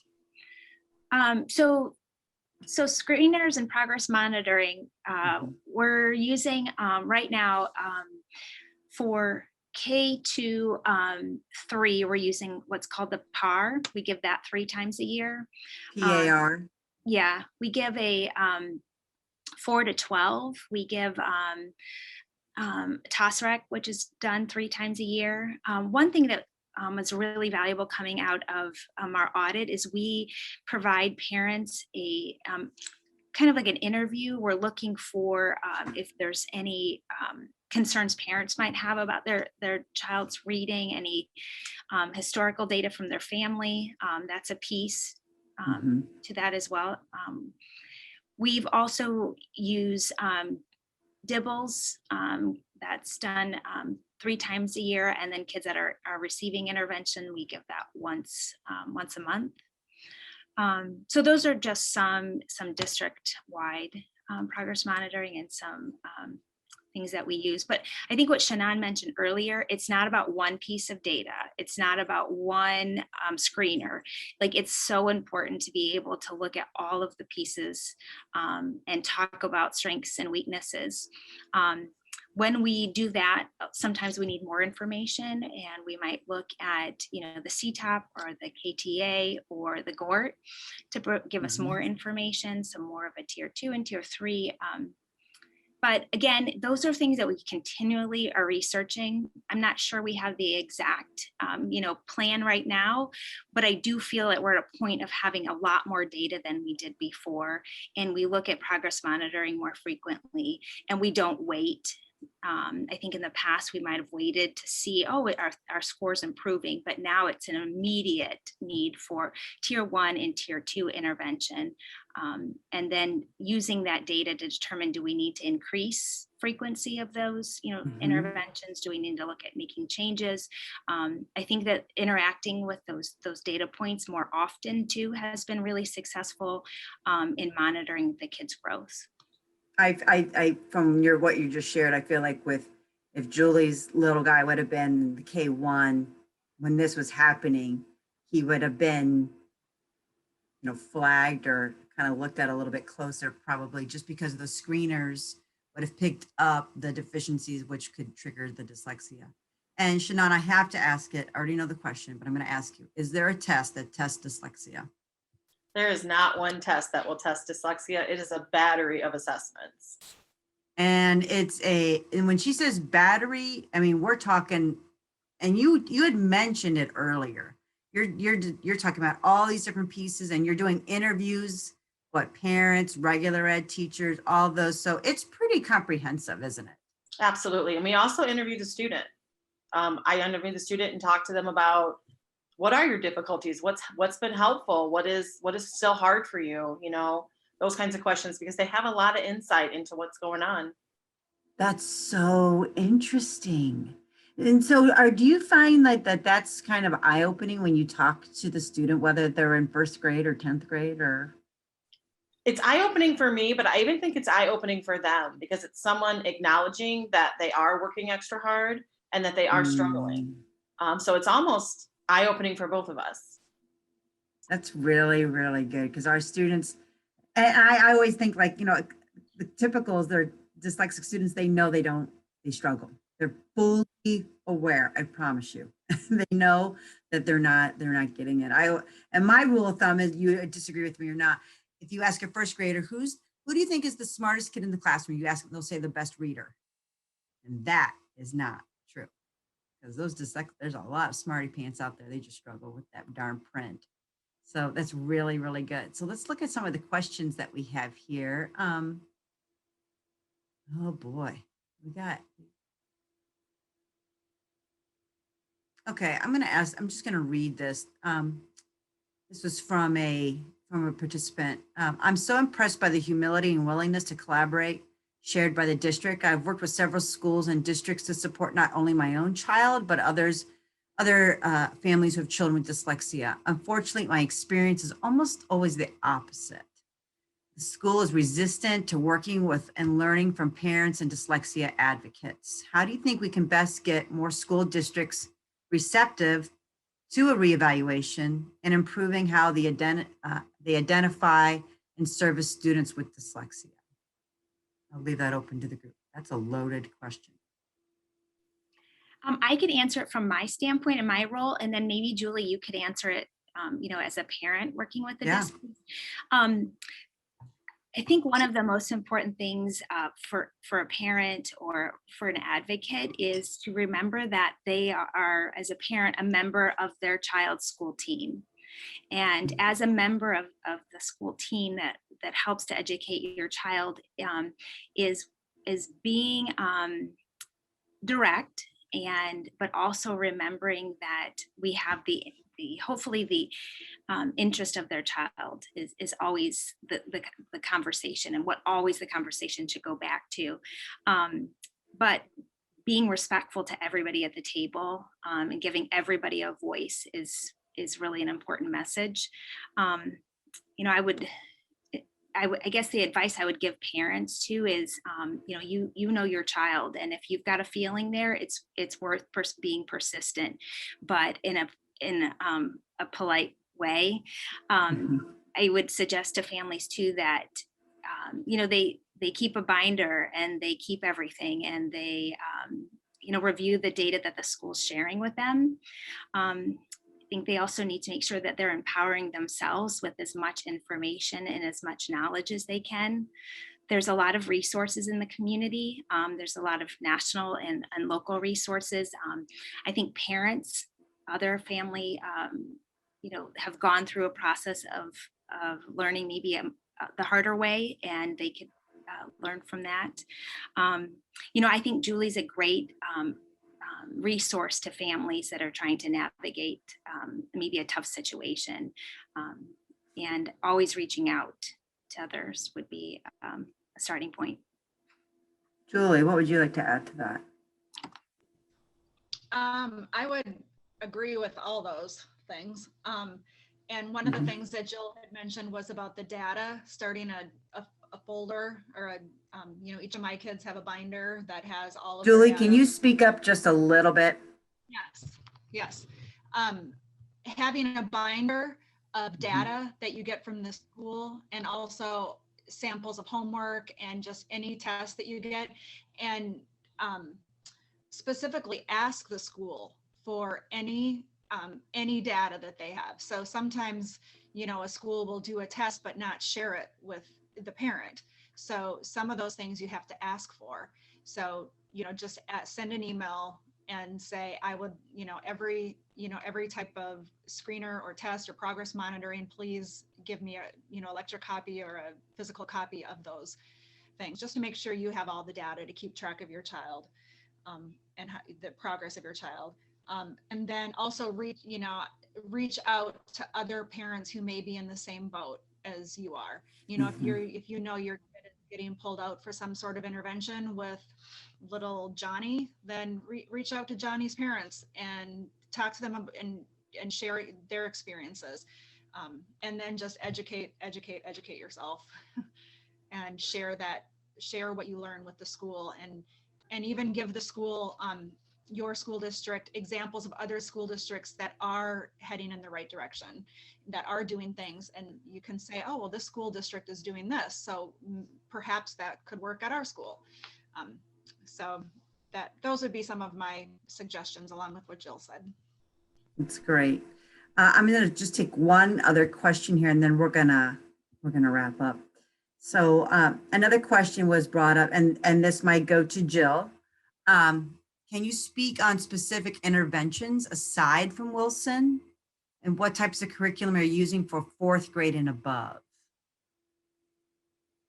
And Corey might want to speak to that as well. Jill, we'll have you go first, and if Corey has anything to add. Sure. So yeah, we do utilize foundations also in a small group. We also utilize Wilson programming, which includes Just Words. Just Words is a program that's designed for grades 4 to 12.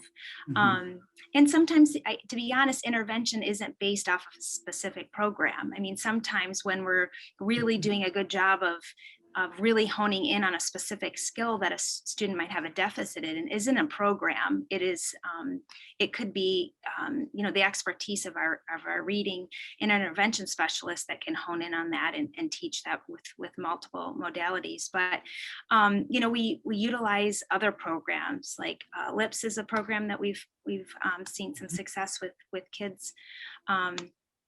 And I guess I have to stress that we try to not take students and fit them into a program.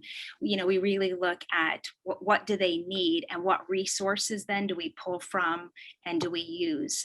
You know, a lot of people might ask about, you know, the Orton structure. Yeah, there's a lot of strategies that we've taken from Orton, but do we maybe use that specific program for all kids? That would be no.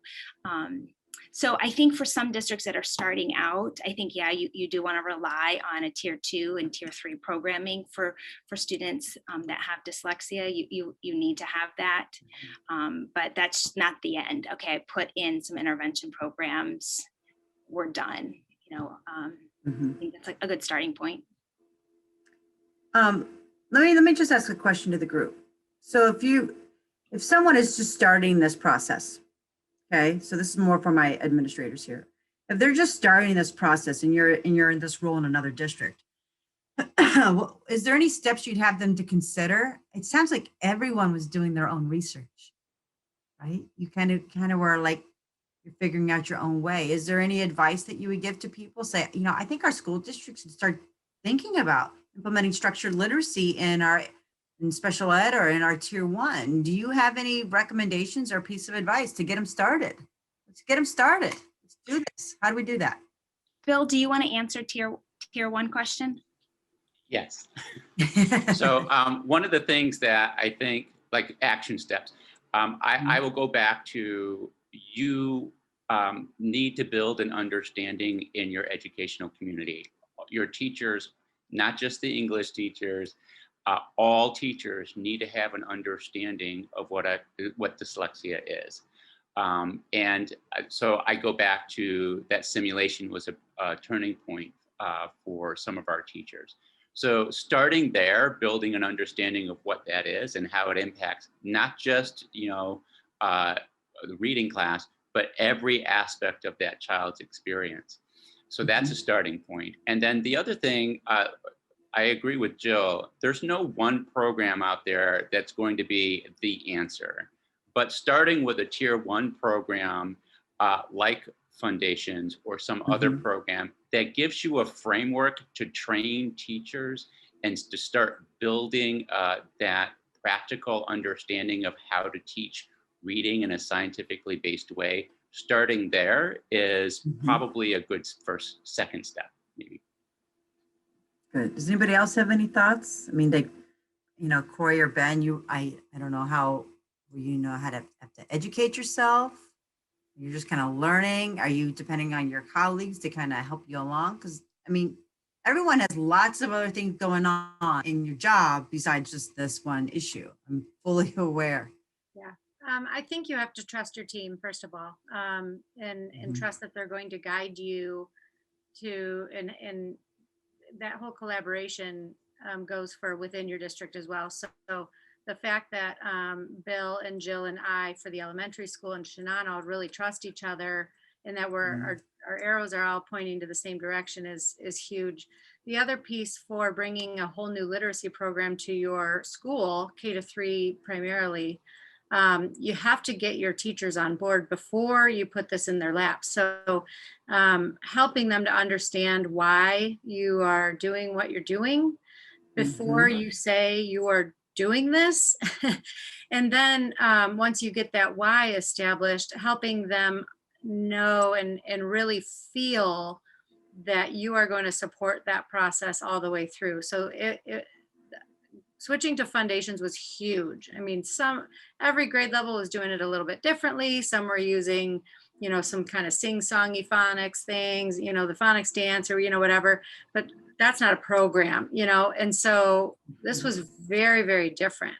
And our teachers needed to feel safe. We sent a coach into their rooms to watch them learn and stumble and correct them and to coach. And that's a really vulnerable process when you are working with teachers who feel like they should know this already. So that trust is huge all the way around. Jennifer, if I could add one more piece of advice for districts, it would be to start making a plan.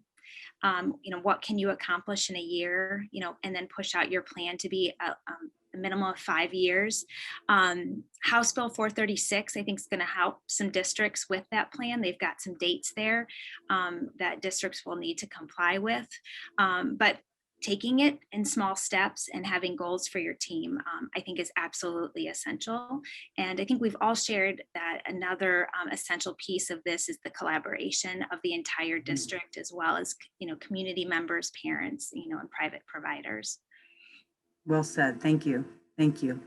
All right. Well, we are coming near the finish line. So this is when we're ending here. This is what I want to have you think about. I want you to have some closing statements here. So if you could meet any other leaders or parents in the same role as you, is there anything you'd like to share? Is there any final thoughts that you've learned about or you could help them learn from? So Adam, I'm going to start with you. Any kind of closing comments that you've kind of learned through this process? Sure. Well, first off, Jennifer, I just want to say thank you for a great job that you did, and to IDA, and just in inviting Ottawa Hills to be part of this special occasion, this yearly event. And I hope that our story really helps other districts. And we're also open to helping other districts. We learned from reaching out to others, and our doors are open for others to reach out to us. In no way are we done. We have a lot of work to do, but we've made some progress, and it's been a journey.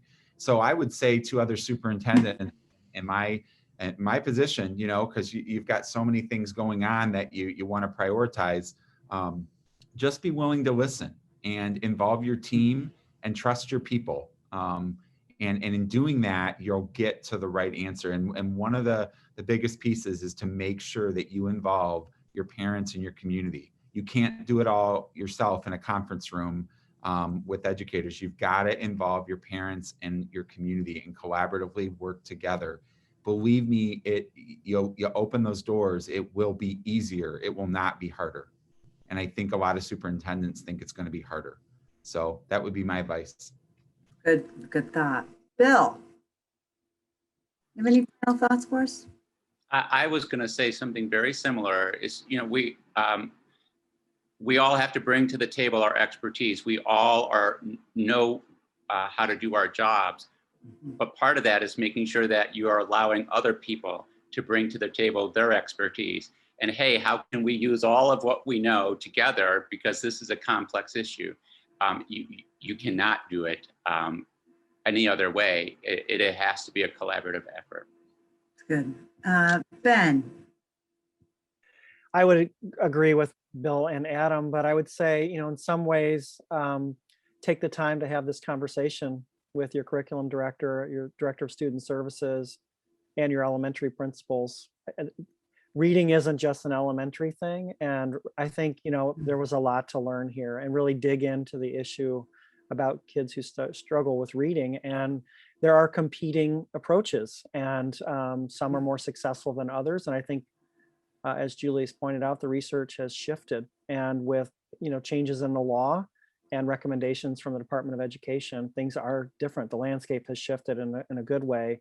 So I think everybody has to do some homework, and don't just assume that it's going on. I think really bringing that team together and having those tough conversations and digging into what it looks like at the classroom level is really important. So, and be ready to support your teachers. That's good. Corey, any last minute comments? You're muted, Corey. One of these days I'll figure that out. I think that this whole process has made me a better principal and a better leader. I think it's encouraged me to be a better listener and to accept that I don't know everything, and that's okay. So there's a bit of courage in accepting that somebody knows more than you, and somebody can help you. And I think my biggest advice would be to not be afraid to acknowledge that you don't know something, and accept help from your team. I think going back to the trust of your team, if you all work together to align your arrows, and then you all work together to identify what needs to happen and how it's going to happen, and then you all work together to bring that to action. I think it's vital that you're all doing it together. And then back to what Ben said, support your teachers, because they are in the classroom, they are delivering what you are bringing to them. So without support, they will fumble, and It's just really important that we help them feel confident. That's good. Shannon. Yeah, to other school psychologists, I think pretty brief, I would say educate yourself, trust yourself, and collaborate with others. That's good. Julie, what would you have to say to, first I want you to talk to Julie, I want you to talk to the parents. What would be your piece of advice? Start there. A big piece of advice would be to reach out to others. Like I mentioned that earlier, reach out to other parents that are going through the same situation, reach out to other parents who have already been through it, and really have those conversations with those parents. I know I'm the only one sitting here today as a parent, but I have like all the parents on my shoulders. Like I am representing so many parents that have done exactly the same thing I'm doing and that I have done. So it's been a huge group effort, and I'm just thinking representing other parents. And I think you're also an example of how it can happen for other parents across the state of Ohio, how you conduct yourself and how you communicate to the staff that they're receptive to hearing, and that you were really had your ducks in a row, if you will, to present yourself in a way that heartstrings, yes, facts, for sure. So I think that's a real team effort. And Jill. Thanks. For other directors, it is so very important that everybody on your admin team is on the same mission as you. So you've got some mindset shifting to happen in districts, and your role is to make sure that's happening, and that you've got the collaboration and support of all of your building and district leaders to make it happen. I think the misconception is that we're looking at supports and frameworks and interventions for a small group of students, and that's not true. We're looking at systematic changes that affect all kids and that are good for all kids, and Bill spoke on that. It's really important that that is something that is remind your district. There will always be reasons why things can't get done. Financial reasons, staff reasons, families, there's always reasons. And I feel as the director, you have to push through those reasons in order to get your goals accomplished. And you've got to be an advocate, for kids when those situations arrive. Would be glad to, answer any other questions or help support other directors in any way I can. If you can learn from my mistakes, I'm happy to help. Thank you. Jill's email address is available if you're watching today on Sprout. You'll be connected through that. We have resources. In addition to Decoding Dyslexia Ottawa Hills, Julie has generously offered that email address as well to contact, because we know, listen, you're not alone. Whether you're a parent, you might feel alone, you're not alone. If you're an administrator, you are not alone as well. So in our wrapping up of time, I'm going to, hopefully you can see my screen. Can you see my screen? Yeah, all right. I'm not getting the regular green bar situation, so it makes me nervous. So to go back to our column, I hope you learned something from someone else's point of view. How can this impact the others in my community, maybe in my house, maybe across the street? It's important that we work together, and I think this bridge of communication has been vital. I really want to thank Ottawa Hills. I want to thank you all for coming along and sharing your story, and that the work isn't done. You're still working through it. Julie's still making calls, you guys. She's not going anywhere, and I love it. And Julie, I really thank you for sharing your story, because it's personal. Dyslexia is a personal journey for everyone, but the impact is beyond just your child. Like she said, she said she's a state school snob. She's here to stay. She's not going anywhere, Ottawa Hills. You're going to make this work together. I'm really happy to be part of this. Thank you again for your time. Thank you again for everyone attending. We really appreciate it.